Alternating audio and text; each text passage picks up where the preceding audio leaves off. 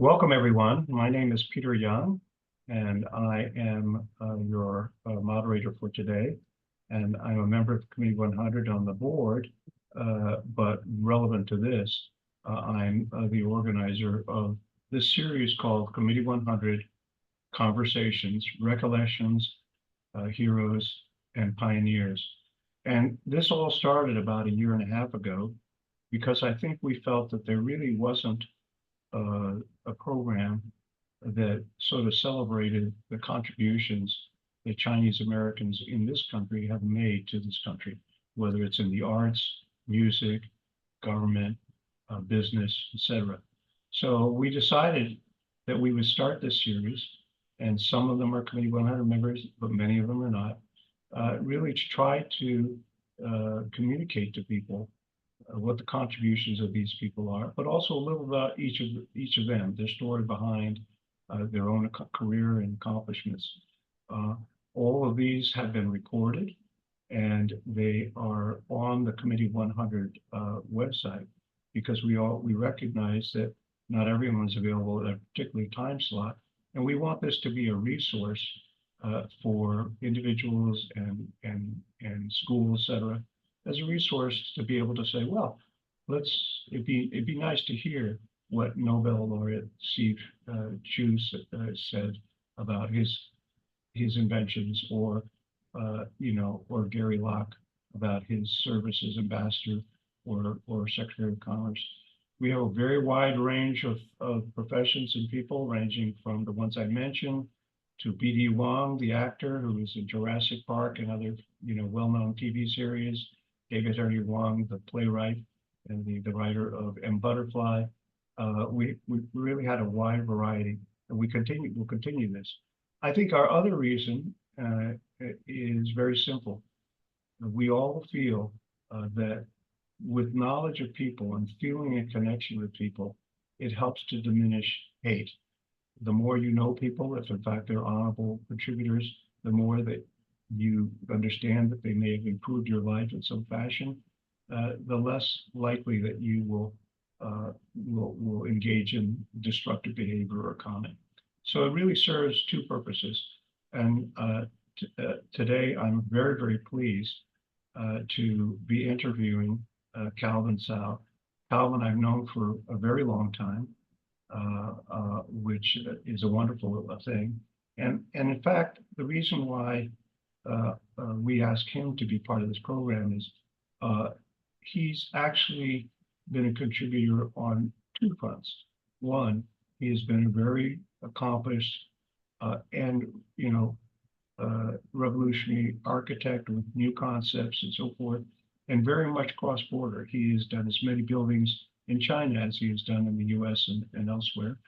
And the other is he and his family foundation have been extremely generous and philanthropists in trying to help pursue causes that in Committee 100 and all of us really care about. So it's usually I interview someone and they're really fantastic along one dimension. Calvin happens to check off two boxes, so I'm very, very pleased to have him part of this program. Now, what I would like to start out though, and just say, I mean, I think a lot of you probably know a lot about what he's done in the architecture field and the philanthropy, but most of you probably don't know much about where he was born, where he grew up, and a little about it, personal history. So I'd like to start out maybe if you could, if Calvin, you could share with the audience a little bit about your personal history, where you were born, where you grew up, and a little bit about your family history, and then we'll talk about your career, etc. Okay, certainly. Well, I've lived a very peripatetic life. My family is originally from Shanghai and is with many people here who originated from Shanghai. Our family had to escape China in 1949. My grandparents and my parents, they all left and went to Hong Kong. And my mother was of childbearing age, and she was getting really worried that that she couldn't, hold on from getting having children. So I was born in Hong Kong, and at the same time, they didn't like the idea that my sister and I were raised in a colonial culture, so we emigrated to the United States, where we actually have had a lot of relatives. One, of course, is Linda Yang, who is also a Committee 100 member and had done one of these interviews previously. And a pioneer in governance, right? That's right. She's a fearsome woman by any ethnicity, I would say. Yeah. Uh, uh, and she has another story with my grandmother's my grandmother, her mother said, was a real a champion of women's causes, and Aunt Linda definitely was a product of that encouragement.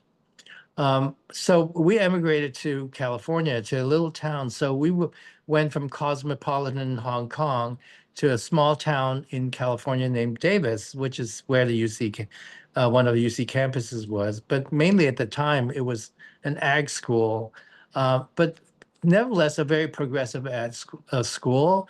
And I was 13, and you can imagine going into adolescence, a new culture, and wanting to find your own place. And it turned out also to be the time of the hippie generation, the counterculture generation. So you've got America in two kind of cultural divides, and then this little Chinese boy come in and go, well, where do I fit in? That was pretty interesting. And then became even more interesting when I went to college at Berkeley. And this is when things got really interesting because I really was very confused, like where do I belong? Not only in race, but in class, and then also uh, uh, ideological place, right? And like, should I be counterculture or should be work within the culture?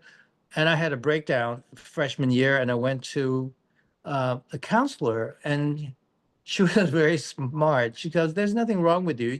You're confused. I'm going to actually enroll you in an acting class. You just need to find yourself."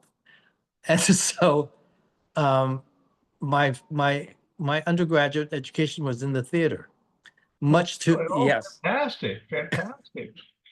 much to my parents' chagrin. Like, Oh, no, what? that's not the Asian parents' goal to have an acting No. son. So I have to squeeze in some accounting and pre-med classes along with my uh, dance and choir and acting courses. And I even went to graduate school. And that's when I really felt the racial issue because the school, Carnegie Mellon, which is a very respectable Yeah, drama school, uh, admitted me. The graduate class was only 3 students. And once I was there, they said, well, maybe you should switch to playwriting or maybe a back of house production, because I don't think you're going to have a very challenging future on stage because of your background. yeah, You yeah. know, uh, to be Asian back then, I'm talking about now 50 years ago, that was before BD Wong and John Lone and all those people, Right. right? So they were the pioneers, and I guess I was too much of a chicken to be a pioneer in that area.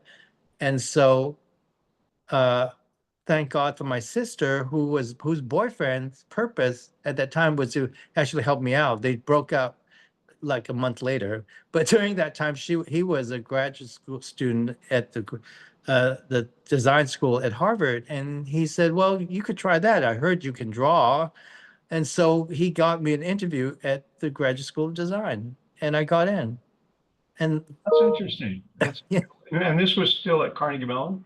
no, at Harvard, Oh, at Harvard. Oh, that's I at dropped out Harvard. of Right. I dropped out of Carnegie Mellon, Oh, drove my little bug up to Cambridge, and the rest was history. And Well, And they I have that grad name for a wonderful architecture school, right? it was really wonderful and very hard. I won't tell you how hard because by today, all the teachers would have been fired for the behavior they have had then. Now, the teachers on pins and needles, making sure that everything, they don't offend the students. But still, trial by fire, and I graduated with, not to brag, an honors, and I got a couple of gigs before landing at IMPay, my big break, right? So, and from that time, I took me under his wings and sent me to China in and to supervise and design on site the Fragrant Hill Hotel with the first project that any foreign architect was commissioned by, Hmm. worked on. And eventually he kicked me out. He said, I think you're not the staying type. You should go out and stretch your wings. And with his help, I started my own firm. So you got kicked out by IMPay? Well, kicked out because Kudos. he didn't fire me, but he said, you know, Calvin, I've known you for 7 years now. I think that you should, you have a way with design. Then you should really push that, Yeah, and he helped me get a job. yeah. I mean, can I just say he's a saint. He was a saint. He was an amazing person. More beyond being one of the most brilliant architect, he was a most generous, thoughtful, sensitive, and caring man. Yeah. By the way, for those of you in the audience who may not know, I.M. Pei was one of the founders of the Committee 100. So he didn't, and you came after, after it was founded. So obviously he welcomed you back, but just in a different way, right? Oh yeah, he said, "Shouldn't you be on the Committee 100?" And I go, "Really?" And then your sister called me and sure, Alice said, "I think you've been nominated." Yeah, yeah, yeah, yeah, yeah. Oh, fantastic. Yeah. So, but architect, I mean, you could have gone into a number of things. I suspect you really loved, parts of the arts and the theater, but on the other hand, architecture has a lot of overlap in terms of creativity, et cetera, with the theater and so forth. So did you feel like you had really found your calling? I can say that, if we're really free, we shouldn't think about along these disciplinary lines. That Mhm. just makes it easier for you. But if you think about it, everything is interlinked. Yeah, And I would say the discipline of theater is important for everyone, finding your own self. And it's not just about being on stage and performing and get the roar, smell the grease plane roar of the crowd and the applause. It's not about that. It's about finding your confidence, finding your own grounding, and finding compassion towards humanity. Because if you have to understand how to play Hamlet and Iago or Arthur Miller's Death of a Salesman, which is of course now a real smash on Broadway. It's about the human condition. All those characters represent an aspect of humanity. And so to me, architecture, that's where architecture comes in. Architecture is not a platonic, conceptual, intellectual exercise. And it's not just about the technology of construction. It's all of that. But the soul of architecture is creating a better, ever improving world for human life, right? yeah. By the way, it's very interesting because the way you tell the story about how you ended up architecture is kind of interesting. It wasn't like you said, well, I set a set of criteria and I looked across all of these professions and I said, which ones have the fit my criteria, whatever. In a sense, it was a little bit serendipitous, right? Yeah. Totally serendipitous. So they think there is a higher force that helps drives you. But at the same time, I think life it's a it's life's a journey of self-actualization, and what you do is a piece of it. You Yeah, know, you don't start with life, I want to be a doctor. It's like I want to do something. I want to save lives, or I want to do something, show, be contributory towards the world. yeah, yeah, And then you say, what medium could it be? And so for me, it's not one medium. It's not yeah. just architecture. It's architecture, yes. There's craft, there's an art to it, and there's a disciplinary component. But I'm marrying that with my deep aspiration for greater good. And Well, it's also interesting though, because I once said to the president of a major university, I said, one of the tragedies sometimes is that you admit people who have straight A's and so forth. But those are the very people who have the toughest time figuring out what they ought to do because there's more than one. Einstein apparently didn't have any difficulty because he actually wasn't very good at anything except physics, right? And math. And so he just did that, although yeah, I guess he worked for the post office for a while he was studying physics. But like in your case, you could have done a number of different things, but you yeah. ended up in a place that turned out to be the right place for you. Right. I think I did turn out okay. There's no dead ends that I have to back out of. But I seem to kind of conflate things and kind of cobble together my life with what I know, what I'm interested in, what I'm curious about, and then piece it together. I think that's what it is. And architecture happened to be the driving force. Okay, that's the vehicle, but the fuel comes from somewhere else, right? So I'm creating a good car, but I'm getting my energies comes from other things. Yeah. Yeah, yeah, like that. I don't know whether it's a good analogy, but By the way, using the analytical approach doesn't always work. I went to Harvard Business School and they have this huge office that helps students figure out what they ought to do and get jobs. And they do all these tests. So I thought, oh, well, they're free. So they went and there's this test where you answer all these questions and then they compare your answers to the answers that people in different professions, yeah, and then they tell you where there's a match. So right, right. I went and I took, there's a famous test, I forget what the name is. So I went, I took the test, and 2 weeks later, they called me and said, well, come in, we're going to tell you the results of your test. I said, this is great. They're going to tell me exactly what I should do. And they said, well, we have good news and bad news. And I said, well, okay, what's the good news and bad news? The good news is you are 98% matched with two professions. I said, wow, what are they? And they said, musician and military officer. So I said, well, I thought I was going to come away with the answer.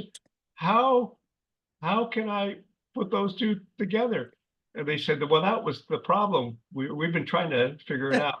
So I joked with them. I said, so obviously I should be in the military band, I guess. Right, exactly. Now, architecture is, the public views it as very sexy because they have these buildings and they're innovative and so forth. But it's also a really tough profession, right? In many Mhm. ways, it's tough, very competitive. I mean, it's one of the few professions you almost have to give them the total answer before just to get hired, which is a challenge. But also the economics are tough. I mean, I did a panel of architects, and some architects do well financially, but the vast majority don't do so well. And I remember when we started the panel, one of the panelists said, before we get started, if you ask me the question, how do you get rich as an architect? My answer is marry someone who's rich. Yeah, right. And by the way, that architect is someone but I won't mention the name. No, yes, let's keep it So secret. yeah, but for you, would you agree with what I said about it being challenging? But also, how did you make your way through and then become quite successful in really a very challenging profession? Well, I mean, success and financial success may not be one and the same thing. Mhm. Uh, I wouldn't say that I'm like, my brother's a billionaire and I'm certainly not, and I'm nowhere even near. But my wealth is calibrated differently. I mean, I think I live a life that I feel really balanced and I'm very satisfied with my life. I'm never wanting for more. And my reward is satisfaction in what I do. Yeah. Uh, I mean, you want to make sure you don't go belly up in money, but I have to confess, there's not a lot of money in it. The way I balance this is that yes, I do project that I would say doesn't satisfy all my aspirations.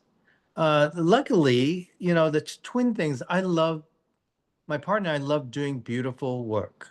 Hmm. Beautiful work means very few people can afford it, Hmm. right? But those people who can afford it can really afford it. Hmm. Hmm. And so, but those work helps us advance the craft of architecture. Hmm. Then the other aspiration is what I said earlier, is I want to be meaningful for the world, right? The world is big. You just don't serve the 1%. So I've come up with a clever way, which is making money from the 1% and then helping doing good work for the rest of the world. Yeah. So I may do a fabulously expensive and beautifully done and help me advance my craft and Right. my architectural excellence that would make us make quite a bit of money. Right. And then I would take a job like creating a library for a local chapter or creating a health center in the Lower East Side, and I charge them very little. Yeah. Yeah. Okay, so but all in all, I have enough resources to have a life, as you know, it is not exactly poor, and I'm satisfied. I don't need to have $1 billion in whatever invested in somewhere. And it's like, okay, I need to be very shrewd about managing my finances, make sure that I have enough to live on, should I ever retire or whatever. But I don't need like to to have all the kind of accoutrements of wealth. Yeah. Yeah, yeah. No super yacht, right? No super yacht, no private plane. It's fine. You know, But then I'm not flying economy either, so I'm okay. You Well, know. you and I are similar in the one respect you said, which is, I run investment banking and I've been in investment banking for many years, and it is a profession that you can do well. But my way of, doing things that I think are good for society is I'm involved very heavily with three nonprofits, Committee of 100 Yeah, is one, exactly. and Mhm. two of them I'm president of. And it's my way of giving back because, one, I donate a lot of money, but I don't donate time and have a positive effect on society. So we're similar in that respect. Absolutely, and as do I. I mean, as you know, I chair a board of trustees and have been a longtime trustee of the American Academy in Rome. I'm on the C100. I chair my family's foundation, which is going to be increasingly taking more of my time as it ramps up. And I'm on the Architectural League of New York. So I contribute to my discipline and Yeah, I contribute to culture, the wellness yeah, and of course, right now, a lot of energy into environmental sustainability, yeah. which relates directly to my profession, of course. Yeah, I'm going to comment about that with you a little bit later, but you've done some really extraordinary things as an architect, and you also have been one of the, very active Western architects doing work in China and elsewhere. What are the things you were most proud of in your architect? And you've gotten a lot of honors and things too, as well, from people for your work. What are the ones that you're most proud of, either buildings or projects or honors that you were given along the way?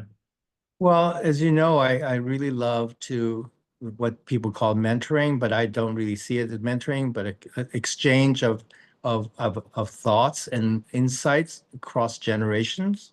Well, And I feel like now I'm mature enough to actually have exchanges. I have been a grateful recipient of many people, my senior, who had, you know, who has given me a lot of insights.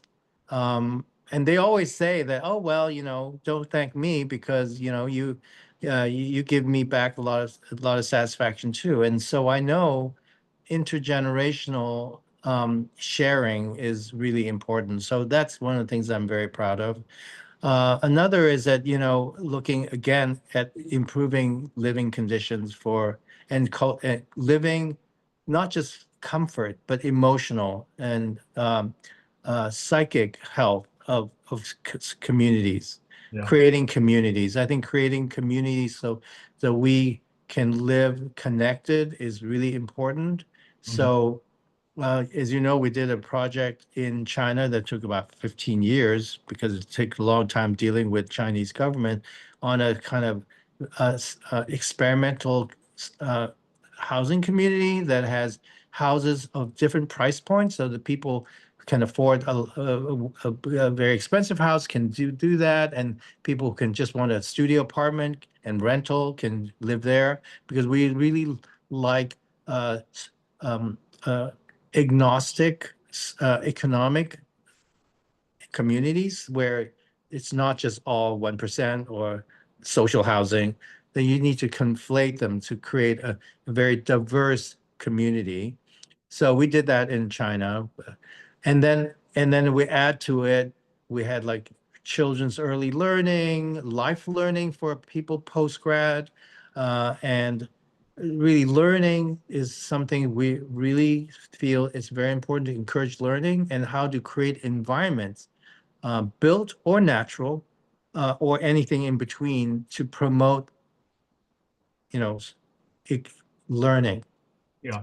By the way, I I learned along the way just how extraordinary great architects can be in terms of understanding how the design of buildings and spaces and lightings can influence people's lives and their well-being. And a great example of that, and then you're really, that's part of what you're saying. I remember once, so we moved into our offices into 230 Park and the original layout with so forth. And we had a really good architect, someone who came in and just said, this is all wrong. It has to be redesigned because this is not going to be the design that will cause people to work together and be happy. And Yeah. and it was interesting. He said, the kitchen has to be not at the very end because then people won't go. The Don't have any printers in the office. Have one outside. They're all going to go out and they'll talk to each other. This kind of lighting in this conference room is going to wear people out. So change to low voltage. Yeah, all of those little All those details. which is not you think of architecture. As the space and the layout, but it's way beyond that, right? Oh yeah, I'll give you two examples. We were building an office building, a high-rise building in Kuala Lumpur in a time when women started to enter the workforce. And we convinced the client that we should have a daycare center. Mhm. Um, Simple, in no cost to them, really. There are always spaces that are not high, high worth somewhere and on the lower levels. And it really helped the leasing. So it's a win-win situation. The companies who lease it say, great, because I have a lot of women in my office and the young women, and now their children can be taken care of. So you're creating a social service. Another one is the same building, since it's in Malaysia, there are a lot of Muslims and they all stand up at certain hours to pray right there at their desk. So we created a carpet with a pattern facing Mecca. So Oh, fantastic. so it's just little simple thoughts, right? So carpet's not just decorative or it softens acoustics. It could also do different things. Yeah, So those are ways, if you're sensitive to the world, you can use design in so many different ways to improve lives. yeah. Now I want to switch topics a little bit, and that is, as you know, there's there's a different program at Committee 100 called Asian American Career Ceilings that I'm involved with, which deals a lot with Asian Americans and how difficult it is to get past the middle ranks. Easy to get into good schools, easy to get hired, but increase has been really a challenge. When was that true in architecture? Do you feel that being Asian American or Chinese American in any way created challenges for you along the way? Well, I probably may not be the best example of that challenge. My Yeah. life, and maybe I'll figure out or maybe share why. I think I have figured out why I was not challenged in that area. But I would say that we also rest on the accomplishments of previous generations. You Yeah. know, we're, well, let's say that, the discipline of architecture is complicated. As you know, a lot of Chinese families for generations thinks you should be a doctor, lawyer, and businessman. And Yeah. they do not encourage you and maybe even discourage you. In fact, my father was deeply disappointed that I studied architecture. Although it Okay. was a step up from acting. It was a little step up from acting. Yes, that's right. It's a step up from acting. Oh, but If I you mean, he was continued to be ready. an actor, I don't know what would have happened to your family, right? What he was ready to disown me. Thank God for my grandfather, who was very good Yeah. at being thinking out of the box. And what he said was, it's just a phase. He'll get out of it. So when I got moved into architecture, see, he got out of it. You should let young people get things out of their system. Yeah. But my But father then your said, father said, but he's not a doctor. yeah, but he's still not a doctor.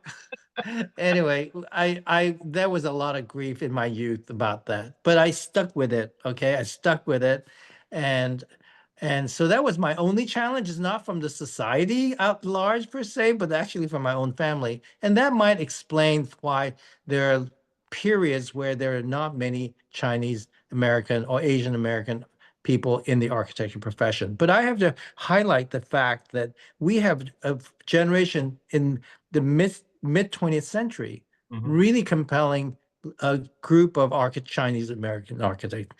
You may not know them: Eugene Choi, Gilbert Leong, Jin Wong. I can't remember the middle name. They were all in Los Angeles. There was a fervent kind of burst of energy, and I believe it's probably during that time because there's legal breakthroughs in civil rights and in the late 40s.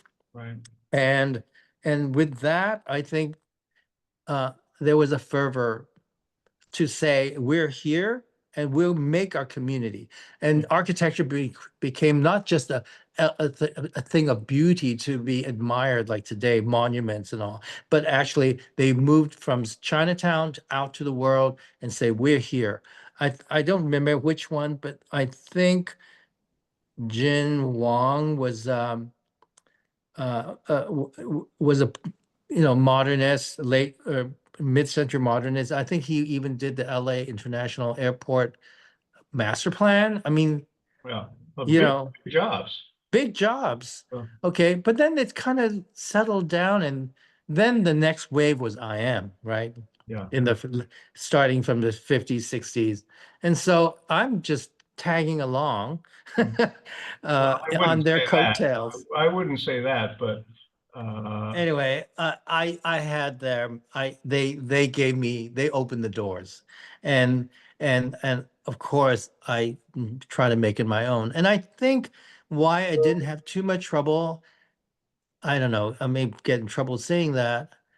I I feel that the most important thing for me is to be me, yeah. and to say what is it about me that can connect with people. Mhm. uh, and not really think about them versus us or whatever. Uh, I'm not denying my heritage. I'm not denying all that, but I'm also looking for connectivity.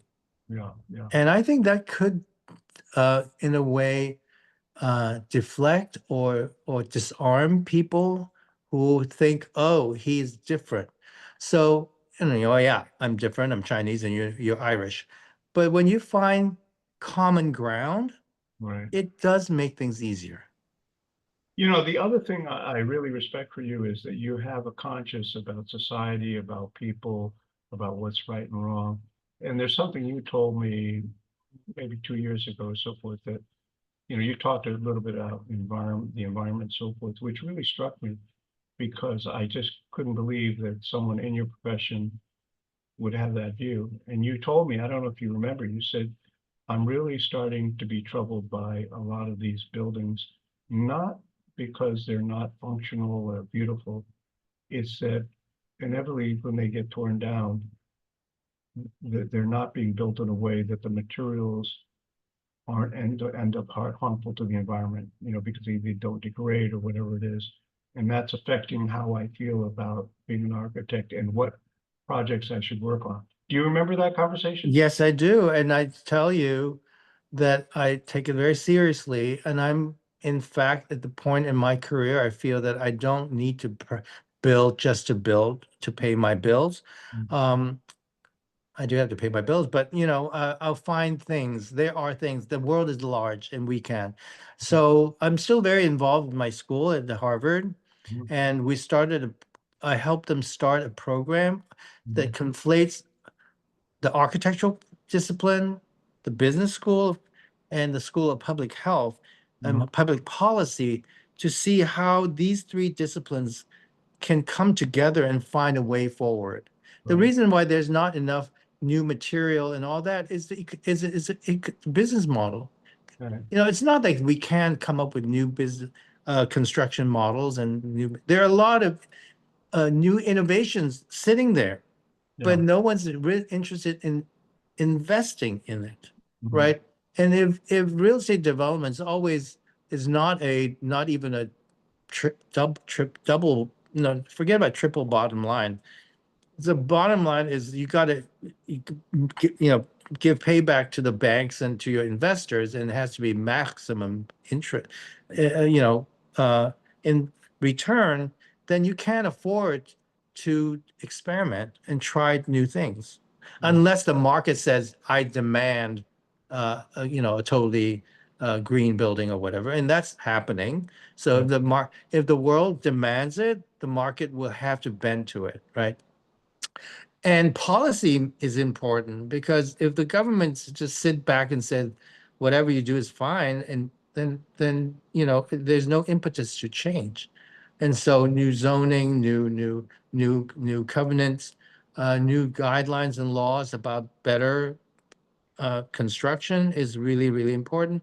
And what better to do is if the current generations are not willing to reform, then inspire the next generation to do so. And so they're matriculating students, postgrads in this program mhm, who look at how to take these three disciplines and their conditions and conflate them, merge them into one way of moving forward in terms of building, creating buildings and built environment.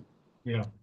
Now, we were talking a little bit about, I mean, it was interesting that you said that you don't feel, you were aware that as an Asian American, you weren't necessarily viewed the same way. And there probably were times where it was a disadvantage, but that you don't feel that overall that it seriously impeded your success.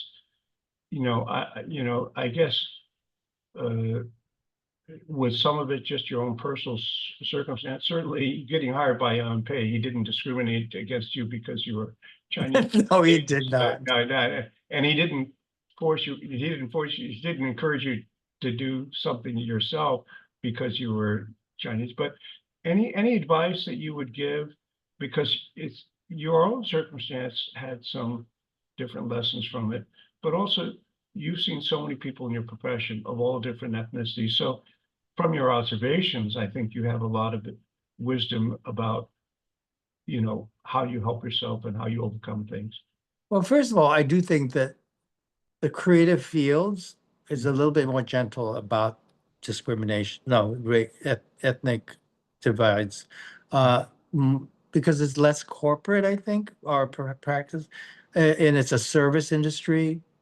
And we just hire people who are really competent. I mean, I mean, I have an office, and I certainly, and our office is full of people of all colors and genders. Yeah, And I don't think our office is that different from other architectural offices.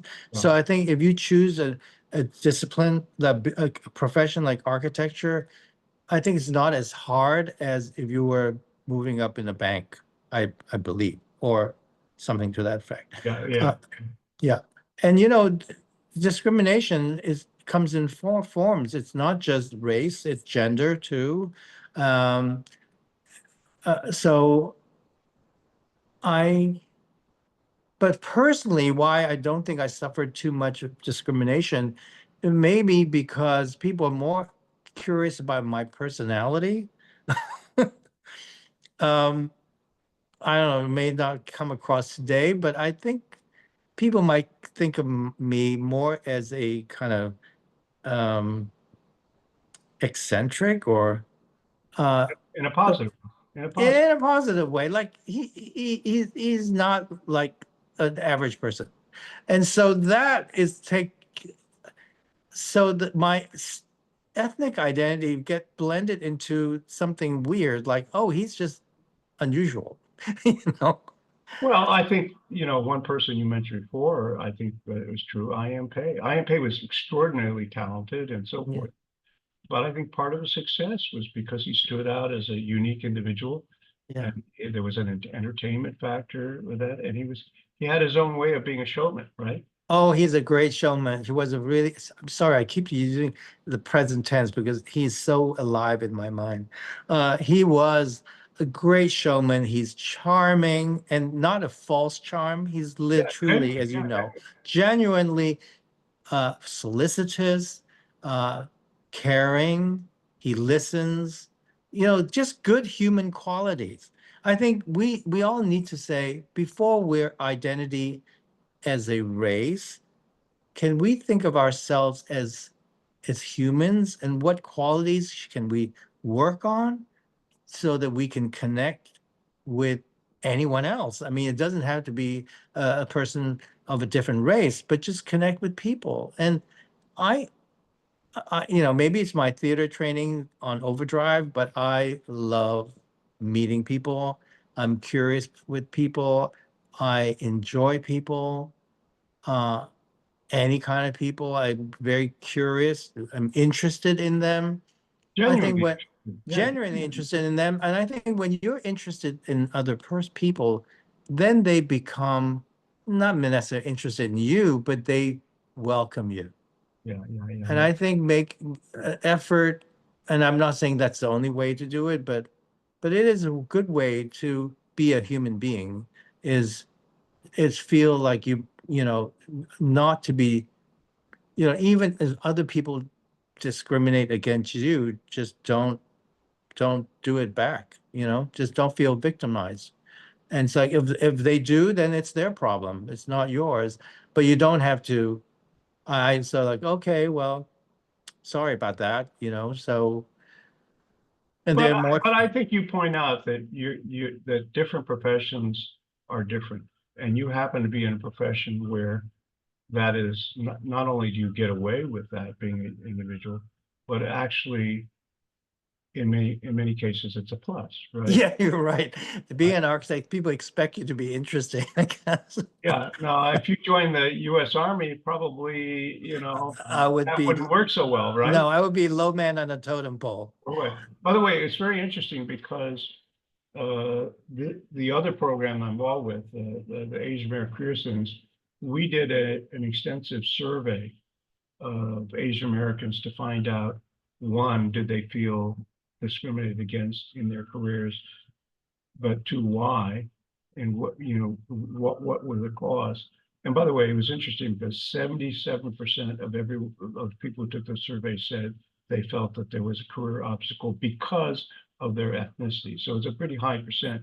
But the interesting thing is you've touched on three of the highest percentage reasons that were cited by the people.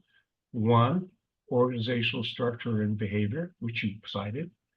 Two is own behavior of either your parents or your behavior about a service, the choices you make, put your head down, and so forth. And the third you also touched on, which is the ability to have networks and mentoring. So it's interesting, and one was like, I think 35%, one's 28%, one was 25%. So those were the three most. So it's interesting that I don't know whether you ever saw the survey, but you happened to hit on the three highest factors that people said cause the problem. So it's interesting.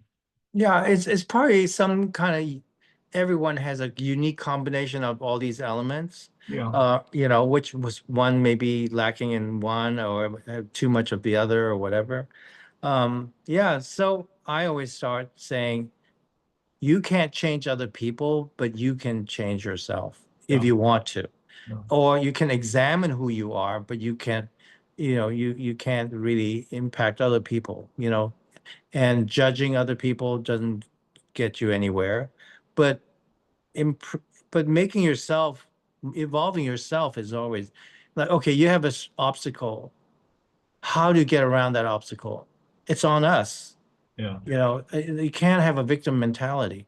yeah, Uh, I don't know. It sounds kind of harsh of me, but I think it's true. We can always work on ourselves to make the obstacles, if not go away, improve a little bit. yeah. Well, I also like the fact that when you talked about networking and mentorship, you first of all expressed gratitude for the fact that there were people who helped you, Oh, so but much. also that you feel that you should return the favor and that you've been mentoring other people. And the sad thing is a lot of people who in fact have been helped by others, mentors and advice, so forth, they don't always turn around and say, well, I should return the favor, right? And we need to do more of that if we're going to succeed as Asian Americans. You just hit on something that I have had experience with, which is some people who made a claw that they got themselves on top, and instead of helping people, they said, "Well, I've got here on my own. What you can do it." Like not giving someone a helping hand, and I think that's really important. If you can give people a helping hand, you can. So when I said you can't change other people, but you can help other people, Yeah, right? If you can, help yourself, help others. That compassion has, compassion for yourself and compassion for others. It to me is the most important thing. You know, whoever you are. yeah. In terms of helping other people, you've been doing lots of things to help other people. I mean, you do it through your work, but also outside of work in many different forms. How did you choose? Because, in life, everyone has a limited time and financial resources. How did you choose the things that you wanted to devote your energies to in terms of helping others? Well, I find that we human beings sometimes we are our own worst enemy. Mhm, It's about mindset change. We are capable of love, but we're also capable of hate. We're mhm, capable of peace. We're capable of violence. It's our choice. Now, why do we choose the negatives sometimes versus the positive? right, That's the thing that I'm investigating and curious. It's called mindset. How can we evolve our mindset to be more evolved, more peaceable, more loving, more caring, rather than be more hateful and more angry? Or at least reduce the anger and the hate and the jealousy and the resentment and all that. That's the first thing. And I think it has to do with convening.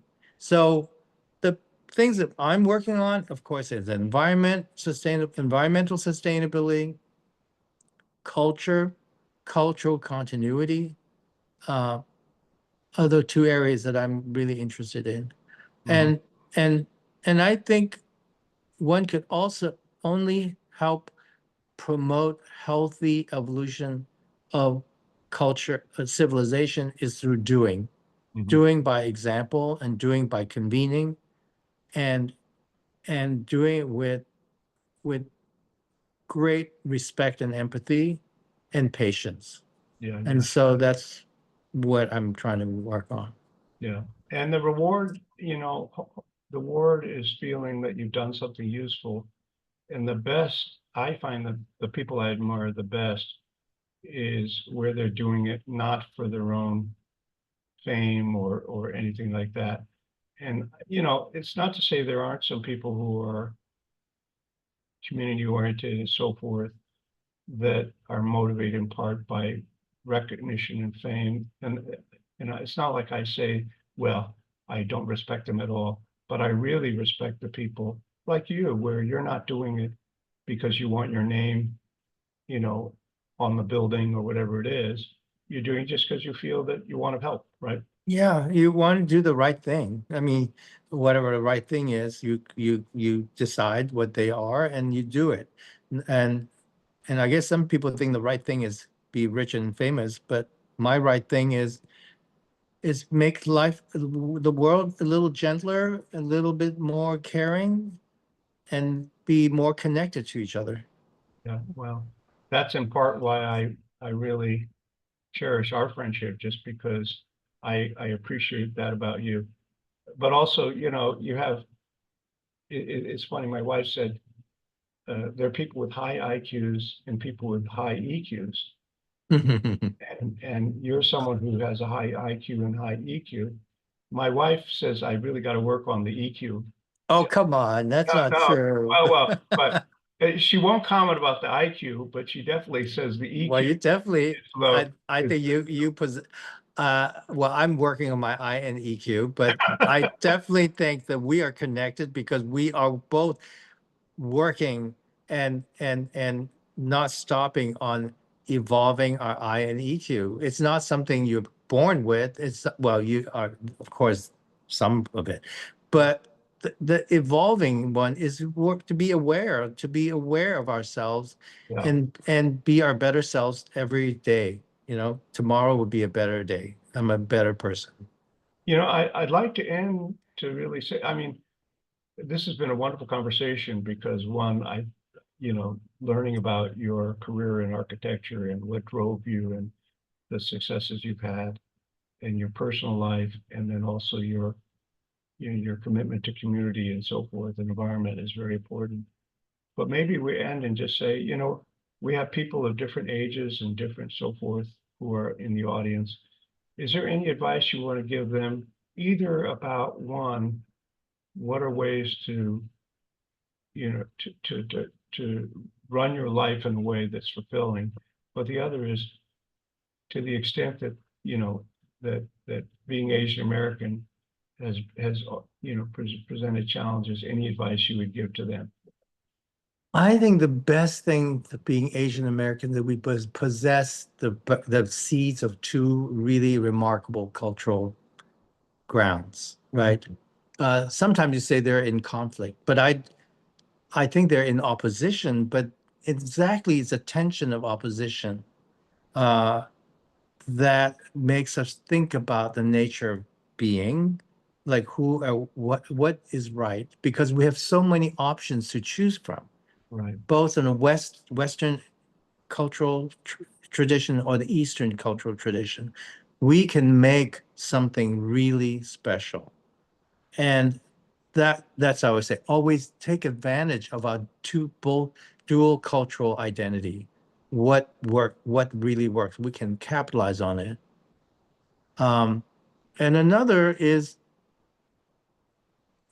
be less fearful. Mhm.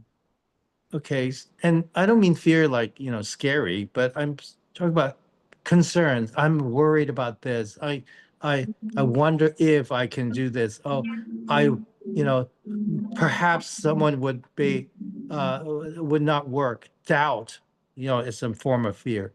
Don't doubt yourself. The- I, every time I went, should I, could I? I'm like, just still yourself and think, what is important to you? Yeah. And you can mine that, our rich cultural heritage, and find ways and be fearless. You know, as they say, there's nothing to fear but fear itself, Yeah. you know. And I think another dimension of what you're saying is the interesting thing is the world has become one, more multidisciplinary, and two, Mhm. but multicultural, and the world has shrunk. And, you know, I think there are very few things in life that now where it's just a Western thing or just a European thing or just a Chinese thing. More and more, everything's intersecting, whether it's film or business or whatever. So that actually can be an advantage because the extent to which you're multicultural and have some understanding could give you an advantage in this world.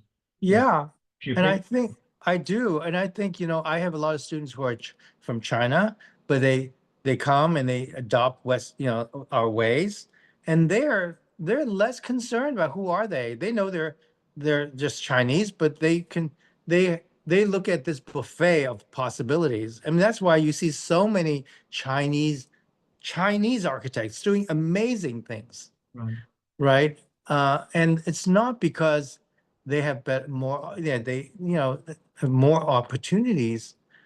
They seek out more opportunities because they're not concerned. They're like bold, yeah, they speak their mind and they're, so I say just really relax into yourself and don't be too concerned.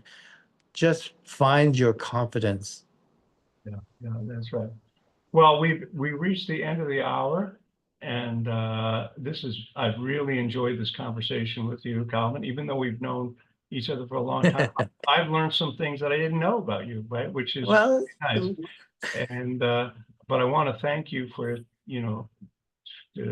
devoting this hour to really tell your story, but also to share it with the audience. I have to tell you, I've done lots of interviews, and I do it. And the real sign of a successful interview is if the number of people who are logged on is the same as when we started. And oh yeah. looking at the counter, and it's true, which means that that people were captivated by what you had to say.